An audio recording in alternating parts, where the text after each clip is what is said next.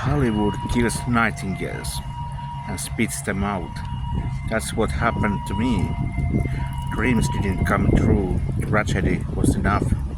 One drunken night, I had enough of Hollywoodland and immortalized myself in history by jumping off you. I might have been thought that I would be remembered for this, and so it was. I failed in life, but not at everything. And in a cruel irony, I would have gotten the role of woman committing suicide. I did it. Quotes note: Beck Entwistle committed suicide in 1932 by jumping off the iconic Hollywoodland sign.